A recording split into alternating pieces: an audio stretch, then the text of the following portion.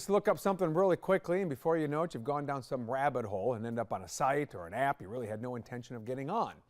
Sound familiar? Of course, many of us are guilty of it. And with screens everywhere, monitoring a child's screen time is always a challenge.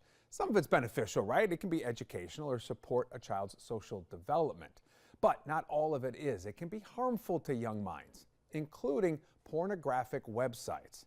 The Vice President of Research for the National Center of Sexual Exploitation says being exposed to this content at a young age comes with a greater risk. There's a wide body of literature that shows a wide range of, it shows a lot of harms occurring to children, mental health harms, behavioral harms, lower self-esteem. There's a higher propensity to engage in predatory and harmful sexual behaviors among each other. And that is essentially why states are starting to implement age verification laws for those websites. Louisiana kicked off this trend in 2022. State there now requires websites with adult content to check if their users are over the age of 18, usually through a government-issued ID. A similar law went into effect here in North Carolina in January. A few differences in it, though, and it's a decision not everyone is happy with.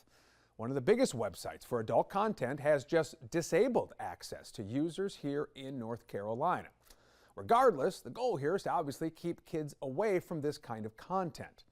We asked reporter Alexandria Sands with our news partner at Axios Charlotte if this new law is working. I'm not sure how much concrete information we have at this point on the percent or number of minors who are on these sites compared to before the law. But there does seem to be a growing amount of evidence showing that while websites like Pornhub are blocking access and are no longer accessible, there is growing traffic in other states where they have similar laws going to other websites that are often from overseas, and they might not be as viewed as reputable compared to a site like Pornhub. So Pornhub right now is taking down their site in North Carolina, right? So why not just comply with the law?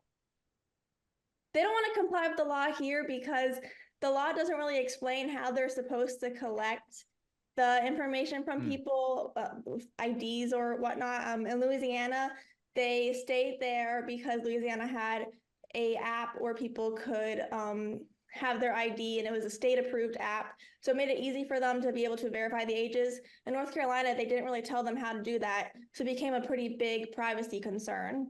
So free speech, privacy concerns, as you mentioned there with all of this, does that mean the courts are going to weigh in at some point? I'm not sure about North Carolina. This is going on in a number of states. And just in Texas, there was the Supreme Court decided that they were not going to block their law. There were some court challenges related to First Amendment, and the Supreme Court said that they were not going to block it. So if Pornhub says there's just not clarity in the law as written, is there talk about maybe changing it, adding something to it? Any movement in Raleigh on that? It seems like some senators have been open to discussing a change in the law, possibly in the next legislative session. That could just mean making it harder to access porn. I know that the porn industry, the trade association, they want to see more filters on devices. They think that's the best solution. They think anything that requires the porn websites to have to gather IDs or private information would be very dangerous for their users. Are lawmakers hearing from constituents on this? So that's what we were looking into at Axios. I got a public records request. I had asked for emails related to the new law. People were really concerned about their constitutional rights being violated. They thought this might be an issue for parents to take care of. Of course, the response to that is going to be, well, not all parents are going to do that. So there's a point where the government might feel like they need to step in to protect minors. It'll be fascinating to see where this goes. We'll see what the General Assembly does going forward as well. Alex, always appreciate your time. Thank you so much.